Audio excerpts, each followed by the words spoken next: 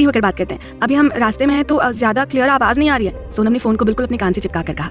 हाँ ठीक है, तुम अपना ध्यान रखना और खूब मजे करना, कान्हा जी तुम्हारी हर इच्छा पूरी करेंगे, सत्येंद्र जी ने मुस्कुराते हुए कहा और good bye see you soon कहकर फोन रख दिया। सोनम ने मुस्कुराते हुए आगे गाड़ी चला रहे अमित की तरफ देखा और मन ही मन सोचने लगी कि सॉरी कान्हा जी, हम उस दिन आपसे कुछ ज़्यादा ही गुस्सा हो गए थे। पापा ने बिल्कुल सही कहा है, आपने हमारी हर इच्छा पूरी कर दी सर को हमारी लाइफ में भेजकर। इनसे ज़्यादा और इनके अलावा अब हमें आपसे और कुछ नहीं चाहिए, कभी भी नहीं। अब तू कहाँ खो गई? अंजलि ने सोनम को यूं ही मुस्कुराते हुए देखकर टूट दिया था। कहीं नहीं, बस आज के दिन की इस खूबसूरत सी शुरुआत के लिए कान्हा जी को धन्यवाद कह रहे थे। सोनम ने बात बदल दी थी। वैसे सोनम, आपकी फैमिली काफ़ी इंटरेस्टिंग लगी मुझे, सौरभ ने हंसते हुए कहा। जी सर, वो तो है ही, आप आएंगे ना कभी, तब आप जब पर्सनली मिलेंगे सबसे तो आपको और भी अच्छा लगेगा, खासतौर पर हमारे भाई से। सोनम के चेहरे की स्माइल बता रही थी कि वो कितना एक्साइटेड थी घर वापसी को लेकर। वैसे सोनम, आपकी माँ से आपने बात नहीं की? सौरभ ने बेख्याली में पूछ लिया और जल्दी ही उसे यह एहसास हो गया कि उसने कुछ ऐसा पूछ लिया था जो उसे नहीं पूछना चाहिए था। हाँ सर, माँ है, बिल्कुल है सर, पर वो हमारी माँ है, लेकिन शायद हम उनकी बेटी नहीं है। सोनम का चेहरा एक बार फिर से उदास हो चला था। हम उनसे बातचीत कर लेते हैं पर वो हमसे बात नहीं करती है। मतलब? सौरभ अब भी अपनी ही रॉ में पूछे जा रहा था और अमित और अंजलि के चेहरों पर इस समय सौरभ को कच्चा खा जाने वाले एक्सप्रेशंस आ गए थे, जिन पर सौरभ ने फिलहाल ध्यान नहीं दिया था। मतलब यह है कि हम उनसे फ़ोन पर बात कर लेते हैं और वो हमारी बात सुनकर फ़ोन रख देती हैं, बस। सोनम अपने चेहरे को सामान्य बनाए रखने की भरसक कोशिश कर रही थी। ओह, पर ऐसा क्यों? सौरभ के इतना पूछते ही गाड़ी में एक जोरदार ब्रेक लगा और गाड़ी को झटके खाते हुए रुक गई थी। अरे क्या करता है यार डुग्गू, संभल कर चलाना, अभी एक्सीडेंट हो जाता तो। सौरभ ने खुद को संभालते हुए और एक नजर पीछे की तरफ डालते हुए कहा कि लड़कियां ठीक हैं या नहीं, और तू जो ये इतनी देर से नॉनस्टॉप बकवास किया जा रहा है वो उसका क्या करे, बिना ये सोचे समझे कि तेरे इन वाहियात से सवालों से किसी को तकलीफ पहुंच रही होगी। अमित ने गुस्से में उबलते हुए सौरभ की तरफ देखकर कहा। अरे पर मैं तो, सौरभ इतना ही कह पाया था और उसकी नजरें सोनम की तरफ चली गई जो बड़ी मुश्किल से अपने आंसुओं को संभाले हुए थी। अंजलि ने गुस्से में कहा कि आपको एक बार तो सोच लेना चाहिए था ना कि आप क्या अंट-शंट पूछे जा रहे हैं। अंजलि तो पहले ही सौरभ से नाराज बैठी हुई थी और अब इस सब में उसकी नाराजगी और बढ़ गई थी। अरे पर मैं तो बस, सौरभ अपनी बात को जस्टिफाई करने की कोशिश कर रहा था। अखियों के झरोखों से, अरे आप सब लोग ये क्या कर रहे हैं? सौरभ सर को कैसे पता होगा कि हमारी फैमिली में कौन हमसे बात करता है कौन नहीं? वो तो बस अपनी बात पूछ रहे थे, सिंपल। सोनम ने सौरभ का बचाव करते हुए कहा। अमित अब भी चुप बैठा हुआ था। हमें भूख लग रही है, क्या हमें आज के दिन खाना खाने को मिलेगा या फिर हमें आप सबके खामोश एटीट्यूड से ही काम चलाना पड़ेगा? सोनम को यही एक तरीका समझ आया था इस मौन को तोड़ने का।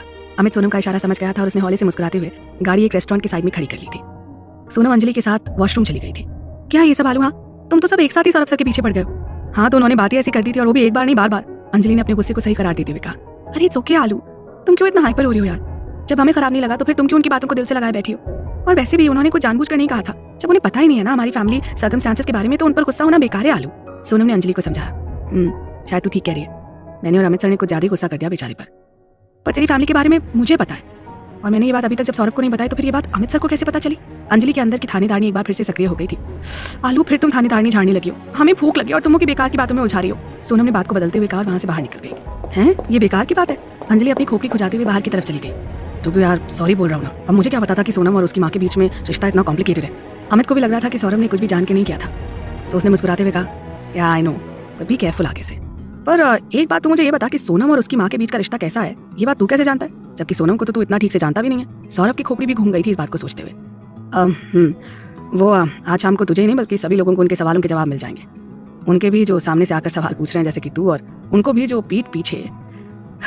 अमित ने एक लंबी सांस लेते हुए सौरभ की तरफ देखा और फिर अंदर चलने का इशारा करते हुए वहां से आगे बढ़ गया। अंजलि की तरह सौरभ को भी अमित की कही हुई बातें कुछ समझ में नहीं आई थी, पर जब शाम को सब पता चली जाएगा तो क्यों ना चैन से खाना खा लिया जाए। हे साला, सीबीआई गिरी में बड़ी मगजमारी करनी पड़ती है। अरे बाबा, सौरभ मनी मन सोचते हुए अंदर चला आया जहाँ पर वो तीनों उसके इंतजार में बैठे हुए थे। अमित ने खाना ऑर्डर किया और फिर चारों ने खाना खाया। अमित खाना खाते हुए शाम के लिए भी कमर कस रहा था कि आगे आने वाले समय में बहुत कुछ होना है और उसे सब कुछ संभाल भी लेना है। खाना खाकर थोड़ी देर तक वो सभी वहीं रोड किनारे टहल रहे थे। सौरभ अंजलि के साथ थोड़ा आगे निकल गया था और अमित सोनम के साथ सोनम की वजह से थोड़ा पीछे चल रहा था।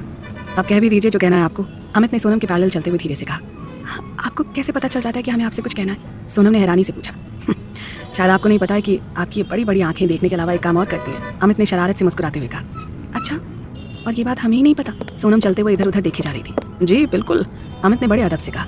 अच्छा, जरा हम भी तो जाने कि हमारी आंखें देखने के अलावा और ऐसा क्या करती है जिनके बारे में हमें नहीं पता है? सोनम ने सवालिया नजरों से अमित की तरफ देखते हुए कहा। चुगली, अमित ने कहा और सामने की ओर देखकर चलने लगा। कुछ भी? हाँ, सोनम अपनी आंखों को छोटा करते हुए बोली। सच में आप कब से मुझसे कुछ कहना चाह रही हैं? इसकी चुगली आपकी आंखें मुझे बहुत देर से कर रही हैं। अब अगर आपको आपके सवाल का जवाब मिल गया हो तो फिर बताइए कि आप क्या कहना चाह रही हैं इतनी देर से? अमित चलते चलते अब एक किनारे रुक गया था और सोनम भी उसके ठीक सामने खड़ी हो गई थी। वो आप सौरभ सर से नाराज तो नहीं है ना? देखिए, उन्होंने जो भी कहा अनजाने में कहा और हमें उनकी कई बातों का बिल्कुल भी बुरा नहीं लगा। हम नहीं चाहते हैं कि हमारी वजह से आप दोनों के बीच कुछ भी मनमुटाव हो। हम फिर से किन्हीं दो लोगों के बीच नहीं आना चाहते हैं। सोनम ने एक बार फिर से उदास होकर कहा। अरे आपसे किसने कहा कि आप हम दोनों के बीच आ रही हैं? अरे वो बोंगर तो मेरा बड़ी है और आप तो मेरी जिंदगी है। आप दोनों ही मेरी ज़िंदगी में अलग अलग स्पेशल जगह रखते हैं, और वैसे भी मैं उससे नाराज़ नहीं हूँ। ये बात तो मैं भी समझ सकता हूँ कि उसने जो कुछ भी आपसे कहा वो बस यूं ही कह दिया। अमित अपने दोनों हाथों को आपस में बांधे खड़ा हुआ था। सोनम के चेहरे पर एक संतोष पसर गया था ये सुनकर। वैसे आपको बस यही कहना था मुझसे? अमित ने धीरे से कहा। हाँ नहीं, हम वो अमित का ये सीधा उसकी आंखों में झांकना हमेशा ही उसे हड़बड़ी में डाल देता था। ओफो मिस वशिष्ठ, रिलैक्स हो जाइए, मैंने ऐसा कुछ भी नहीं पूछ लिया है कि आप इस कदर घबरा रही हैं, अमित ने शरारती अंदाज में कहा। वो आज हमारे इस दिन को इतनी खूबसूरत शुरुआत देने के लिए आपको थैंक यू, सोनम ने अपने दुपट्टे को अपनी उंगलियों में गोल गोल घुमाते हुए धीरे धीरे कहा। अगर ये बात है तो फिर मैं आपसे बस यही कहूँगा कि आप अपने थैंक यू को बचा कर रखिए, आज से और अभी से। ये तो बस एक शुरुआत है, और रह गई बात आज के दिन की तो अभी शाम होनी बाकी है, आप बस शाम के लिए तैयार रहिएगा। और सोनम की तरफ एक गहरी नज़र डालते हुए कहा, मैं चाहूँगा कि आप उसी ड्रेस में आइए जो मैंने कल रात को आपको गिफ्ट किया है। सोनम अमित की बात सुनकर झेंक कर दूसरी तरफ देखने लगी। अब अगर आप यूं ही बात पर शर्माएंगी तो फिर मेरे लिए ये तय करना मुश्किल हो जाएगा कि मैं पहले आपको जी भर के देखूं या फिर। अमित शरारत से मुस्कुराते हुए वहां से सौरभ की तरफ चला गया। सोनम तो बस अपना दिल थामे उसके पीछे पीछे चली आ रही थी। कान्हा जी कितने वो हैं जे, काउ दिन हमें हार्ट अटैक करवा के ही मानेंगे जे, कबहू कुछ भी बोल देते हैं। इधर सौरभ और अंजलि दोनों ही एक ही आइसक्रीम में बारी बारी से खा रहे थे, और ये देखकर अमित मुस्कुरा उठा और सोचने लगा कि रिलैक्स टू कुछ, आपकी लाइफ में भी ये पल आएगा, बस थोड़ा सा इंतजार कीजिए। और बाबा बोल के देव कहते हैं ना कि सब्र का फल आइसक्रीम होता है, वो भी एक ही कोन में खाने का। मेरे स्वीट लव बर्ड, निपट लेना तो गाड़ी में बैठ जाना आकर, हमें वापस भी चलना। अमित ने गाड़ी की स्टीयरिंग संभालते हुए कहा। अमित के इस तरह से कहने पर दोनों ही लव बर्ड्स सच में झेप गए, और अंजलि तो जल्दी जल्दी से अपना मुंह साफ करके पीछे गाड़ी में आकर बैठ भी गई। तुझे भी ना मेरा पोपट करने में बहुत मजा आता है, सौरभ डुग्गू की बगल वाली सीट पर बैठते हुए नाराजगी के साथ बोला। अरे पर अब मैंने क्या किया? अमित मासूमियत से बोला। ना मेरे मासूम बच्चे, तू कब कहाँ कुछ करता है? सौरभ ने खिसियाते हुए कहा। नहीं बताना मैंने क्या किया? अमित जानबूझकर सौरभ को परेशान कर रहा था, और पीछे सीट पर बैठी दोनों लड़कियां मुंह पर हाथ धरे धीरे धीरे हंस रही थी। कुछ देर बाद सोनम ने जब सबकी नजरों से बचकर सामने लगे मिरर में अमित को देखने की कोशिश की तो अमित को भी अपनी तरफ देखते हुए पाकर वो फौरन ही नजरें फेर कर बैठ गई। क्या बताएं कि उस समय उसका दिल कितनी जोरों से धड़क रहा था। उसके होठों पर अपने आप ही एक प्यारी सी स्माइल आ गई थी। तभी गाड़ी में आगे एफएम पर बजते हुए गाने ने तो शायद अमित से सोनम का सब हाल दिल बयां कर दिया था, जिसका सबूत था अमित का सोनम की तरफ चुपके से देखकर मुस्कुरा उठना।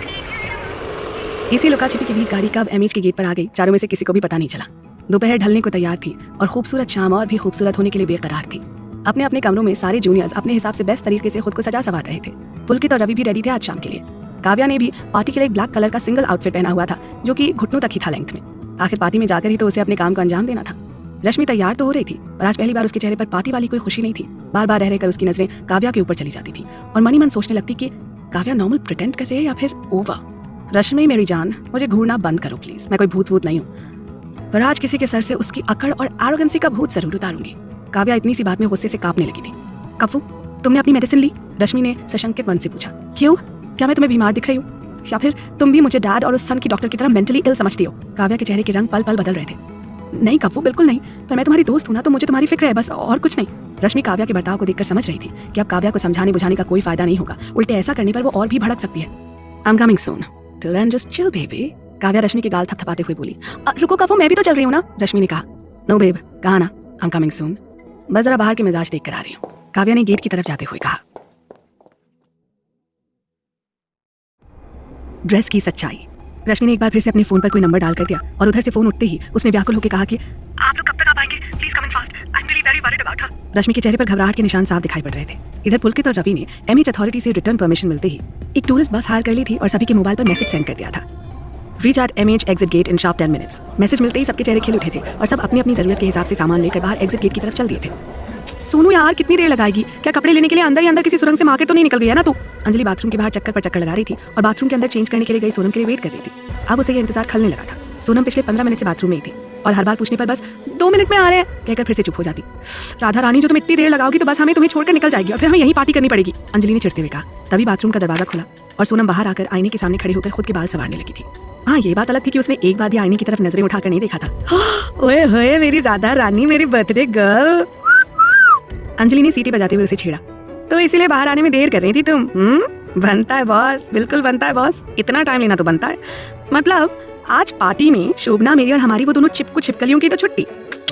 अंजलि ने अपने एक हाथ से गर्दन को काटने वाला इशारा करते हुए कहा। क्या आलू, तुम भी ना कुछ भी कहने लगती हो। एक तो वैसे हमें बहुत अजीब सा लग रहा है, और अब तुम और भी ज्यादा एम्बैरेस फील करवाओगी। सोनम के गाल शर्म और हया से बिल्कुल टमाटर की तरह लाल हो रहे थे। ना मेरी राधा रानी, अंजलि ने सोनम को साइड हक करते हुए कहा। पर सोचने वाली बात यह है कि तुमने ये ड्रेस कब ली और ली सुली, पर मुझे एक बार हवा तक नहीं लगनी थी तुमने इस बारे में। सच अ प्रिटी ड्रेस, अंजलि ने सोनम को ऊपर से नीचे देखते हुए कहा। ये ड्रेस हमें अपनी भाभी के घर की तरफ से मिली थी। सोनम ने थोड़ा सा सच और थोड़ा सा झूठ बोल दिया। ऐसे भी देखा जाए तो अमित कजन तो अवनी का ही है ना, तो हुआ ना अमित अवनी के मायके पक्ष से। मानना पड़ेगा, भाभी के घर वालों की choice is just awesome. Anjali अब भी सोनम की ड्रेस की खूबसूरती में खोई हुई थी। फिर यार अब मुझे तो कोई दिखेगा ही नहीं, सिंपल ब्लू डेनिम जीन्स और रेड चेक की शर्ट में तो कोई भी जादू नहीं है। अंजलि ने मुंह बनाते हुए कहा।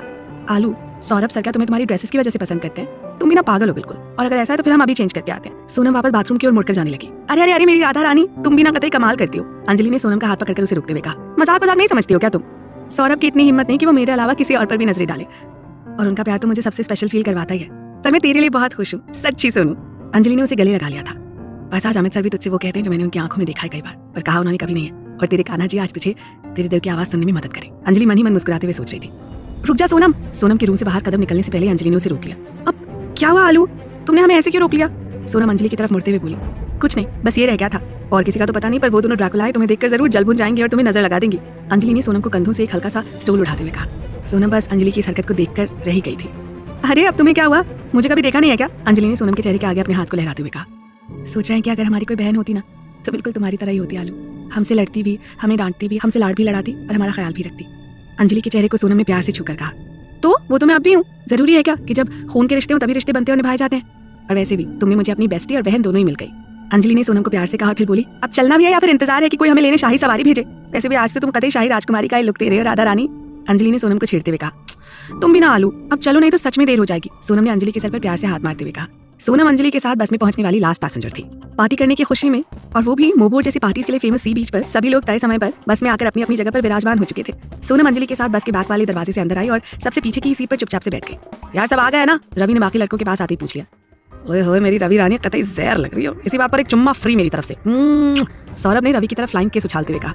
देखो तो साले चिंदी चोर को पहली बार कुछ फ्री दे रहा है, और दे क्या रहा है? एक चुम्मा। अरे चल चल, मुझे नहीं चाहिए, रख ले इसे, अंजलि के लिए रख ले, ठीक है? रवि ने सौरभ की तरफ हवा में उसके किस को वापस उड़ा दिया था। सच्ची दोस्ती की तो कोई कदर ही नहीं है। हे भगवान, मन ने ऊपर ले ला। सौरभ ऊपर की तरफ अपने दोनों हाथों को उठाते हुए बोला। ए ड्रामा कंपनी, देख तो जरा सब आ गए तो फिर निकला जाए। अमित पुलकित के साथ वहां पर पहुंच गया था। चारों लड़के पार्टी के हिसाब से ही जीन्स, कार्गो और शर्ट्स डाले हुए थे, बस एक रवि को छोड़कर। उसने आज टी शर्ट के साथ केपरी पहनी हुई थी, इसीलिए सौरभ उसे तंग कर रहा था। सौरभ ने बस के आगे वाले दरवाजे से चढ़कर एक बार फिर पीछे तक नजर डाली, और अंजलि से नजरें मिलते आंखों में उसकी तारीफ करते हुए वो बाहर आकर बोला कि हाँ डुगू, उन चिपकू छिपकलियों समेत सब आ चुके हैं। आई थिंक अब हमें निकलना चाहिए, पुलकित ने कहा और ड्राइवर को बस स्टार्ट करने के लिए बोलने चला गया। आप आ भी गई और मुझे पता भी नहीं चला। That's not fair Mrs would be Raghuvanshi. आखिर आपको देखने का सबसे पहला हक तो मेरा ही है ना। कोई नहीं, आज आपको जी भर के देखूंगा भी, और आपके मुंह से अपने लिए वो 3 मैजिकल वर्ड्स सुनूंगा भी। आज भले बर्थडे आपका हो, पर गिफ्ट तो आज मुझे मिलेगा, और वो भी आप देंगी वो गिफ्ट।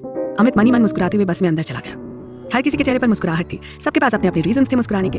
अजय, तुषार और केतन, शोभना खुश थे कि उनका प्रैक्टिकल इवेंट बहुत अच्छी तरह से निपट गया था, और अब वो आज पार्टी एंजॉय करेंगे और कल वापस AFMC पहुंच जाएंगे। सौरभ खुश था कि उसे इस इवेंट पर अंजलि जैसा लाइफ पार्टनर मिल गया, जिसकी तलाश उसे कब से थी। पुलकित और रवि के लिए भी ये इवेंट एक चैलेंज था, जिसे दोनों ने बखूबी एक्सेप्ट भी किया था और सफलतापूर्वक पूरा भी किया था।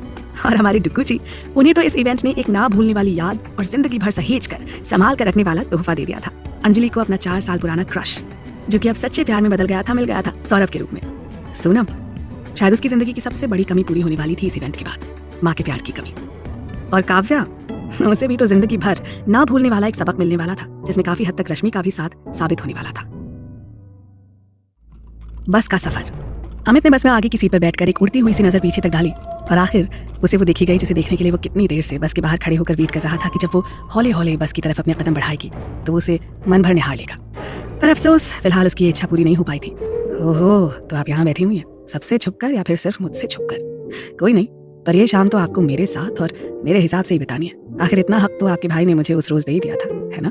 अमित की नजरें सोनम के चेहरे से पल भर को भी हट नहीं रही थी, और सोनम अपनी नजरें